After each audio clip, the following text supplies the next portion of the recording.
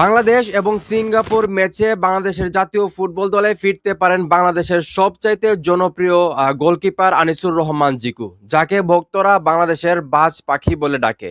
এবং জিকু কতটা ভালো গোলকিপার সেটা সবারই জানা।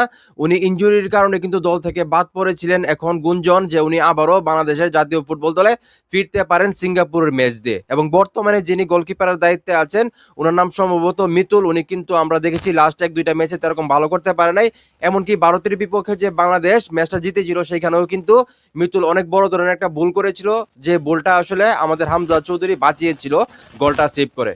সেই জায়গা থেকে এখন বলা হচ্ছে যে জিকোকে নিয়ে আলোচনা হচ্ছে, হয়তোবা সিঙ্গাপুর ম্যাচেই বাংলাদেশের হয়ে মাঠে নামতে পারেন বাংলাদেশের বাজ পাখি জিকু। এবং উনি যদি মাঠে নামেন আমার মনে হয় যে বাংলাদেশ দলটা আরো পারফেক্টলি আরো উন্নত করবে। এবং উনি কিন্তু যথেষ্ট পরিমাণ ভালো গোলকিপিং করে। ওনার যে ফর্ম সেটা যদি আবারও উনি দেখাইতে পারে বাংলাদেশের হয়ে, আমি মনে করি এখন যে দলটা আছে সেখানে আরো ব্যালেন্সটা ভালো হবে।